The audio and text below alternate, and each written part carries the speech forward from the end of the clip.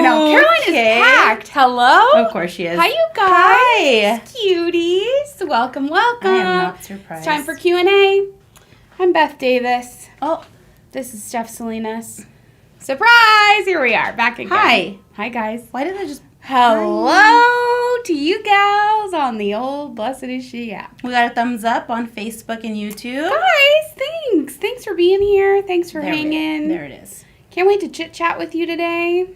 We're going to talk about some real Hi, stuff. Leah. Some real stuff.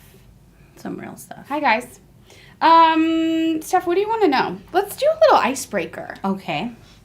Because, you know, these little weekly lives that we do here, they're called Q&A. Mm-hmm. We just love hanging with you, chatting with you, answering questions, bantering. I have a question for you. Tell me. What was your favorite thing you did this past weekend, not including Mass? I feel like I did a lot of cool things. I'm going to say I went Christmas caroling. What? Yeah. I have a friend, Missy and Jeff. Hi, Missy and Jeff. George, my little godson, their baby. And they hosted their 3rd annual Christmas caroling party. And it's just extremely sweet. Fun. I'm like moved to tears every year because we're not singing, for the most part, we're not singing like Jingle Bells, you know? Mm-hmm. We're singing Oh Holy Night. We're singing Hark the Herald Angels Sing. We go up to people's door. Get this, you guys. This is some stealthy evangelization. Wow, we're going up to strangers' doors, knocking and saying, Jeff does this, and he's like wearing a Christmas sweater, and he's bringing toddlers with him, so it's like very non-threatening. You can't say no. And it's like, hey, Christmas carolers, can we sing you a song? Can you? First of all, I would be like, absolutely yes. So here's what happens, and I've told multiple people this before this Sunday, and they didn't believe me, but it happened again. What happens is that someone will come to the door and they'll say, oh, hang on, let me get my family. And they go and get everybody. Immediately. And everybody comes down and comes outside, and we're not even good. Like, it was a very small group this year. I mean, like, 5 or 6 people canceled, like, had the stomach flu or whatever. So it was a very small group. We're not singers. We didn't practice. And we like, don't always have the key right.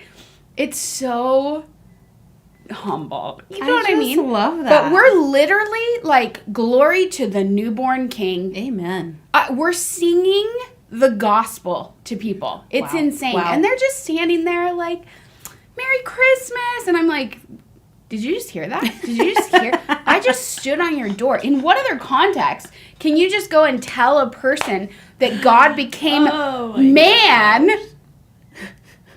and for our salvation? Where else can you tell people that they're sinners? Like, that's what we're singing about in O Holy Night. Mm-hmm. O Holy Night, the stars are brightly shining. It is the night for dear Savior's birth. Long lay the world in sin and error pining till he appeared and the soul felt its worth. Are you joking me? Wow. We're singing that to people. Give us a little sneak peek of it. No. Honestly, I'm not really a singer. Yeah, it was pretty bad. But anyway, it's very sweet. So that's what I did. I love caroling. that. What was your favorite thing? My favorite thing is this sweater.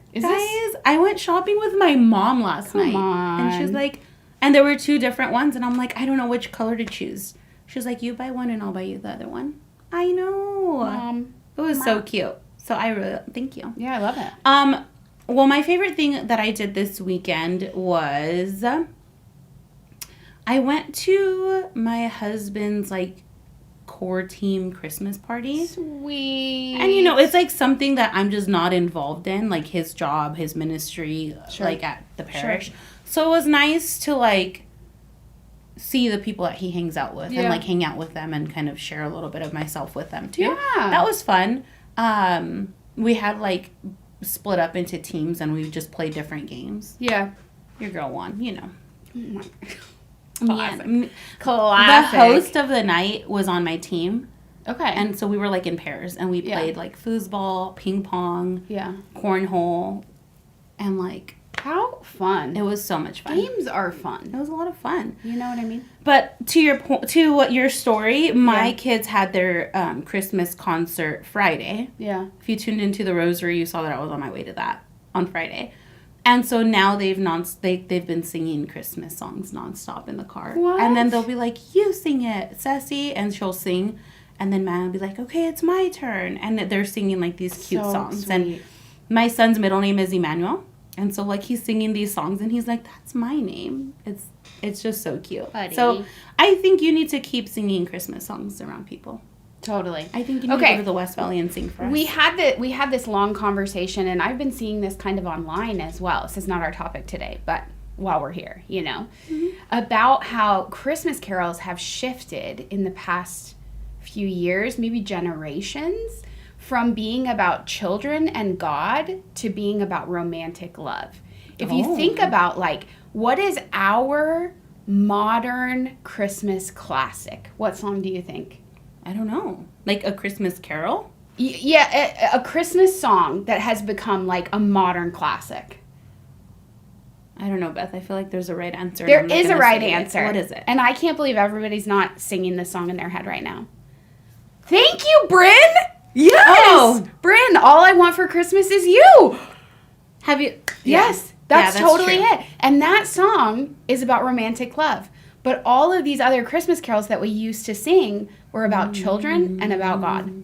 Isn't that interesting? Now I want to sing it. It's an amazing song. It is a modern... Jenna, we need a karaoke this Liz, tomorrow. It's the same. Last Christmas, I gave you my heart. And the very next day, you gave it away. Isn't that so interesting?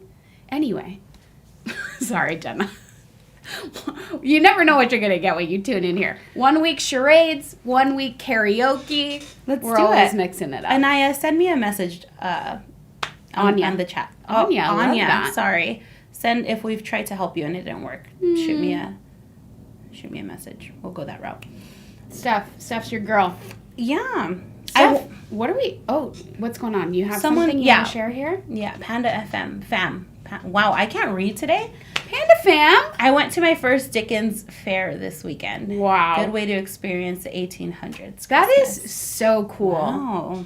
That's how I feel, too, about the Nutcracker. Although, people are divided on the Nutcracker. We're not going to get into it right now. Because it's weird. Because it's weird. It's a weird story. It doesn't make any sense. It doesn't have... I actually don't even know the story. That's hilarious. It's because there really isn't one. It's just a dream. There's no moral.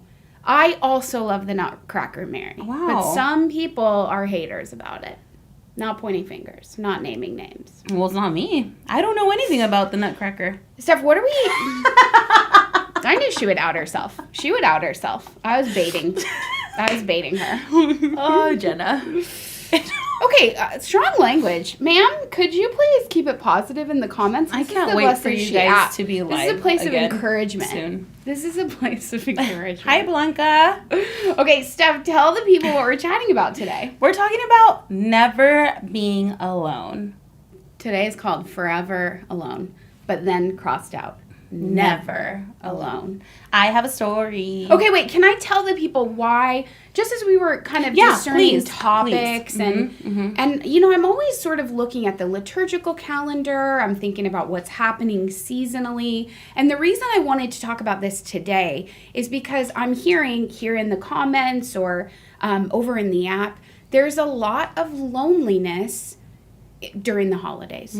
I think particularly you can feel lonely, conflicted, sad, even about maybe being the only practicing person in your family, or your family, your little immediate family might be the only practicing member of your extended family, and kind of trying to fit in all of those different things. So I sort of wanted to talk about this reality of the loneliness at times of following Jesus, but particularly the loneliness of practicing our faith in a culture and maybe in a family that doesn't also practice. Now I want to cry thinking about that. I mean, it's real. Yeah. It is so real. Share your thoughts, kind of what it meant to you when you saw this is what we were talking about today. Is this kind of stirring anything for you? Is this a common experience for you at the holidays? Or just in you might feel like, I'm lonely in my parish. I feel like nobody in my parish gets it. So we'd love to hear from you too. Yeah. What was your story, Steph? I'm not ready to talk about it. Okay. No, I'm just kidding. We'll come back. So I went to Mass alone this past Sunday my husband's in ministry, so he works Sundays now, and he leaves earlier in the day. Yeah. And actually, I've been feeling kind of, like, sad that, like, even lighting the Advent wreath, like, he's not part of that at home. Wow, yeah. And it's just something, like, my daughter will be like, it's Sunday, we gotta light the candle. Sweet. You know, and so there is, like, loneliness even in my husband, who is practicing Catholic, not being home and not being part of, like, those intimate times. Yeah. So I went to Mass this past Sunday, and I took all 4 kids with me, and it was just me and the kids. And I was just like, Lord, you're going to do something. Mm-hmm. I don't know what this is going to look like, but hopefully you work it out, because I want to go to Mass. And it's, you know, I was wearing, like, my rose-colored dress. I was trying to, like, go in with positive experience, but I knew I was going to Mass, like, without my husband, and it was, like, it's kind of scary, not gonna lie. I had tried to drop them off somewhere and it didn't work. So I went to Mass alone, and I knew my brother-in-law was, like, singing the music or singing the Mass, and my sister-in-law joined him, and then my father-in-law and my brother-in-law. So, like, there was, like, family there. Wow. But, like, one thing about my kids is, like, they can't sit next to people that they know at Mass, because then they just think they're at the park or something. So I just had to go sit somewhere by myself with my kids and try to manage them that way. And for the most part, they were fine. 3 out of 4 were great. And so I think, like, that's an average, right? It's like 75%. Yeah, that's pretty good. And then my friend, who's, like, a very close friend of our family, like, my kids love him. He was, like, my supervisor for 9 years. Like, he's my neighbor. He was at Mass alone. And he actually came over and sat with me. And, like, with my kids. And he was, like, picking one up while I was picking the other one up. And, like, afterwards, he, like, sent me a message. He's like, it was just so cool to, like, be able to, like, you know, sit with you and your family for Mass. And I just felt so taken care of by the Lord. Like, even when I felt like I was going to Mass alone, like, he sent me someone. I replied, like, I just knew I wasn't going to be alone when I got there. Wow. I just knew that, like, even, like, that parish, I don't go to Mass there every single Sunday, but when I do go to church, to that church, I just feel like I'm part of something bigger. And I don't know, I've been very blessed to not feel like, oh my gosh, people are going to think my kids are, like, distracting and bothering and I need to leave. Like, I don't feel that, which I'm very grateful for, because I know that's not always the experience. But I just knew that the Lord was going to take care of me, and he did. And so I responded. I was like, I just knew that I wasn't going to be alone. And I think that's something of, like, especially during the holidays, right? We have these ideas of, like, what it should look like, and maybe, like, that doesn't always happen, and, like, the plans change. But, like, I don't know, something about being literally part of a body that we're a part of. Yeah. It's just so comforting. Yes. And, like, less scary and less intimidating to actually want, like, to go to Mass. You know, like, we can go to Mass and just know that we might not always feel connected to people there, but we're part of a body of Christ. So that was my experience this past weekend. Wow. Mm-hmm. So beautiful, Steph. I want to kind of, like, zoom out on that. Yeah. I think you highlighted a truth about the faith that sometimes we miss.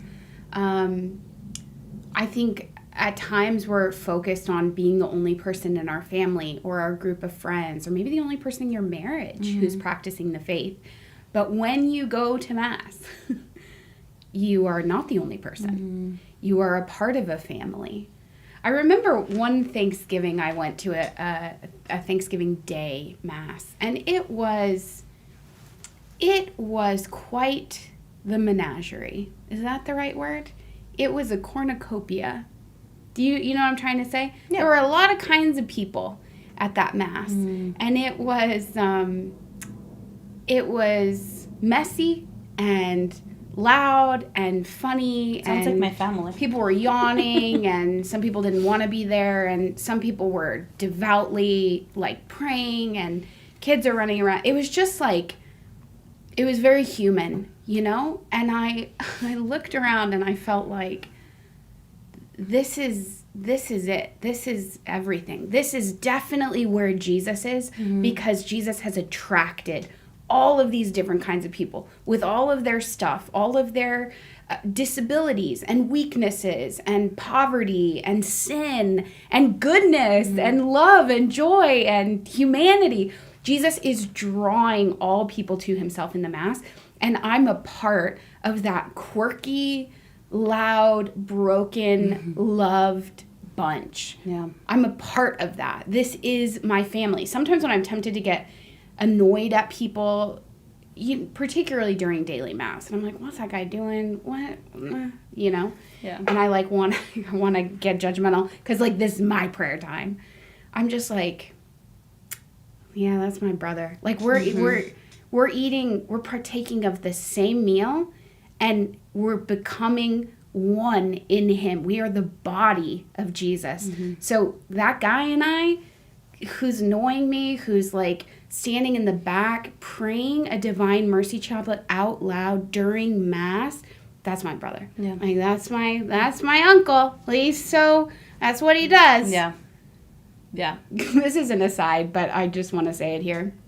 One of the best things I've ever heard on the Poco a Poco podcast, which is, you could say that probably about every single episode, but one of my favorite things was, I think, a line from Father PT, just so wise, that when you go to something, you're with a group of people, he would come back to the friary and, someone would say, how was it? Maybe it was disappointing, maybe it was frustrating, maybe it was amazing, but he would always say, everybody was themselves.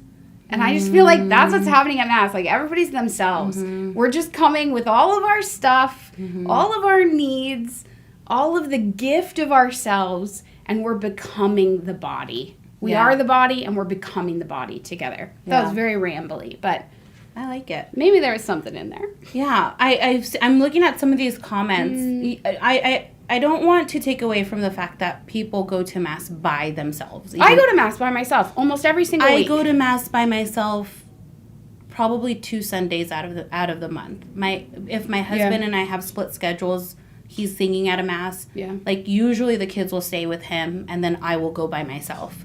Or usually, and then we'll switch off. And then they're with me in the evening, and then he goes, vice versa.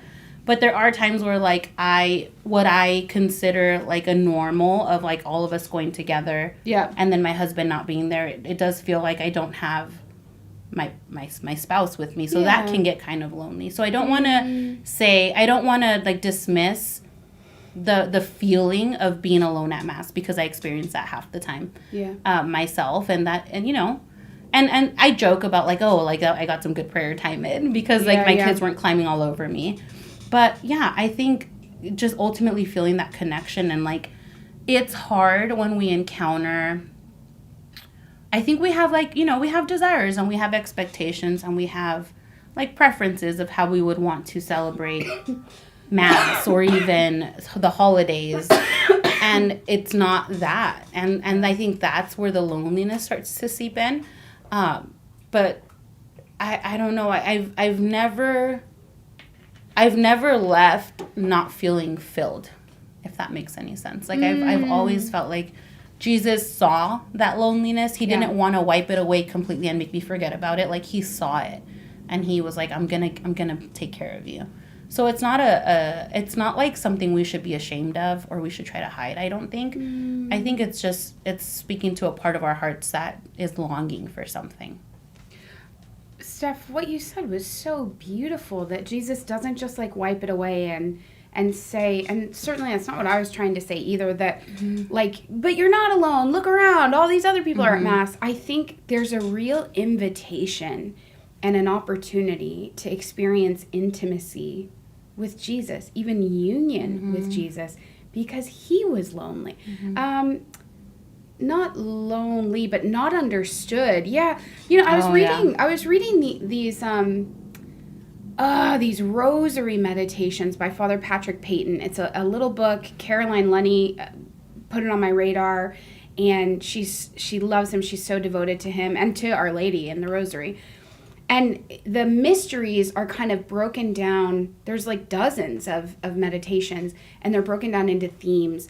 And the one I was really praying with last week was the sorrowful mysteries through the lens of loneliness. And so you went through each mystery in the suffering of Jesus with a particular slant, with an eye on the loneliness of Jesus, that he did this on his own. And something that, I'd never even thought of, because I've always thought, well, he was consoled by his mother.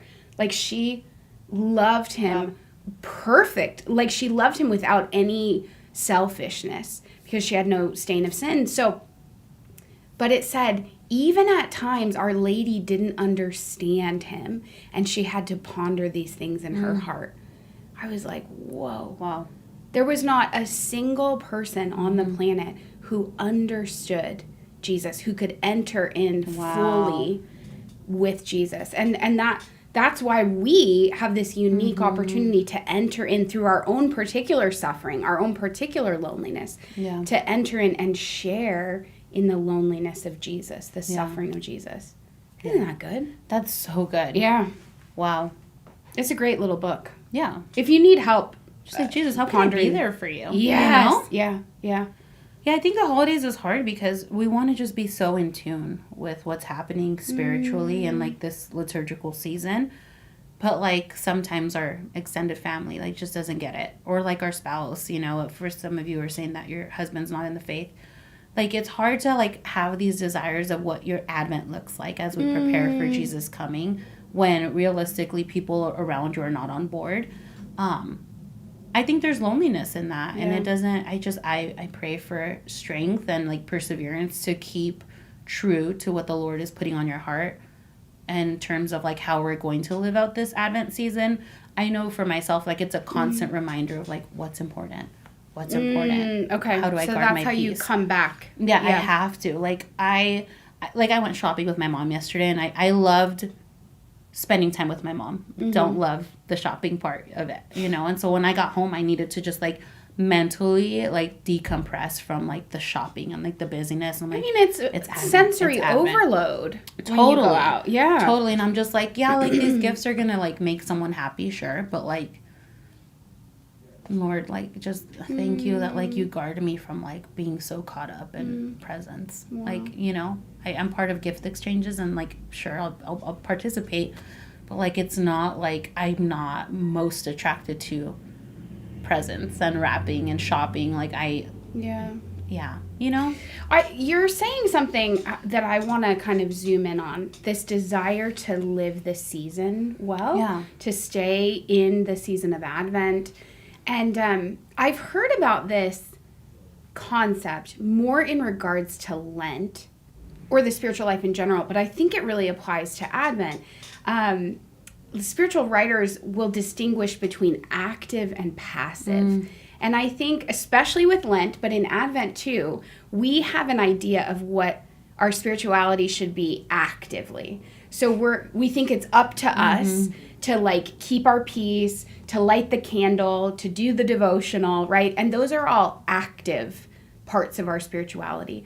But oftentimes, what the Lord is doing in these seasons is passive. And he's asking almost just for our yes, our fiat, our surrender, not in a giving up or a hopeless way, but almost like offering to him even our active efforts, but submitting I like better than surrendering, like submitting to what's just happening in our lives. There's a passive aspect to Lent, and maybe loneliness is a part of that passive experience. And you're like, okay, I'm trying to stay present. I want to do the devotional. I wanted to have a small group. I wanted to host this thing, and those things didn't happen. And the experience of it is loneliness, but perhaps that's the passive way of Advent for you. That's the passive purification. That's the way of grace forward for you, is the loneliness. I don't know. No, I've experienced this a lot in like postpartum, like right after having a kid. Like I know that like the Lord is doing so many things, and there's graces happening through prayers of other people. And like, so I'll ask people to pray for me all the time. And I think that's you're so good at that. Pray for me, guys. Yeah. I think that's the beauty of going to Mass and receiving the Eucharist, is like there's passive stuff happening with the graces of receiving communion. Yes. And that's what's just kind of keeping me afloat. And I'm just so grateful for the Lord. And we're always kind of judging ourselves like, oh, I wasn't as present as I wanted to be. I didn't prepare. I couldn't make my Thanksgiving after Holy Communion because the baby, you know. But the Lord, that's putting a lot of pressure on us. Yeah. And that's assuming actually that any of our holiness is like up to us, all we can ever do is cooperate, is say yes. Yeah. Yeah, there's something too. As you were talking, Steph, I was just thinking even of my own Advent. I had really grand plans for my Advent. And I'm not usually a person like that. Just like to be back in my routines and like to like live my Advent restful little sheep life to the fullest. And I like hit a wall with this fatigue, and I'm like just haven't been able to really do anything. And yet the Lord has like met me there, and I think that's a part of that like it's like when passive purification. When Jesus is carrying like the little sheep on his shoulders. That's you right now. I did not think I was going to be that sheep for Advent. You know, that's why he has a staff. He's like, come back here. Yeah. You're fine, guys. Yeah. Come back. Wow. I need to go pray right now. Yeah, let's get into some of these comments.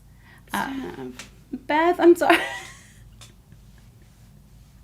You guys, what sheep are you? What sheep are you? Can we just think about that for a second? That was one of the questions in the devotional. Is like it was a Visio Divina. Yeah. And so it was an image of Jesus sitting with like a bunch of sheep around him. It's like, which one are you? And I'm like, I'm the one that's looking away because I know Jesus is taking care of me right now. Wow. But I want to be the one that's right here laying by him, like just kind of chilling. Yeah. So that was really cool. Go back to that one. I think it's week 1 or 2. Wow. I wish I had it here. I want to like shamelessly plug the app, but like, I just want to say, if you're feeling lonely, one, you probably are experiencing loneliness. Yeah. But 2, like when you enter into the app, like it's just like a breath of fresh air. Like there's no convincing. Yeah. We're all in this together. It's like that messy family. Like we're all coming with our own stuff and our triumphs and our defeats, but it really is a space for all of us to come connect and know that we're not alone. Like the reason that you're tuning in right now, like it's because we want to do this together. We want to have Q&A with you. We want to have a time to engage and talk with you. It's never like you're Catholic, you're baptized, you got confirmed, go figure it out, you know, good luck, see you in heaven maybe, you know, like we're this community because we need each other. And I love that that's what this is. And I know that when I get into the app and I go to like anywhere, any channel, like I know what I know what I can find, you know. So if you're on the app, like participate, join in. You don't have to wait for someone to post something. You can chime in yourself and share your own experiences, because chances are, like, if you see these comments, there's a lot of people that relate to one another, you know, and it's not just up to us, you know, to post prompts or whatever, but I love hearing and seeing your guys' experiences. Like Samantha, she's a ministry wife. You get it. Like, you get my life, you know? Yeah. Wow. So just, I love that the app does that and it connects us that way. Okay, Steph, I want to read what Panda Fam says here, and then we're going to get ready to move on over to the app, speaking of the app, where we'll have the rest of this conversation, the Blessed Is She app. So we'll see you, Facebook, YouTube, over there in just a minute. But I want to hear what kind of sheep you are. She's the sheep that's eating grass and getting distracted, so Jesus needs to keep reminding me to follow him. Wow. Isn't that the truth? I need to be reminded every day. All day. Wait, Tanya says that she's the sheep running around starting 3 million things at once and then tired. Also the sheep that keeps jumping into the same hole in YouTube. The same what? The same hole in YouTube. Have you seen that video? No. Of like, this is what Jesus looks like taking care of you. And That's it's funny. like a sheep who jumps into a hole and like it gets stuck. What? And like the guy's getting him out and pulling him out, and he finally pulls him out. Yeah. And he jumps back into that hole and gets stuck again. That's so funny. It's hilarious. Yeah. Wow. Okay. Well, that was great. Thanks for the reminder. Yeah, thanks for sharing that. All right, we're going to catch up with the comments over here on the app, and we'll continue the convo over there. So we'll see you in just a minute. Bye. Bye.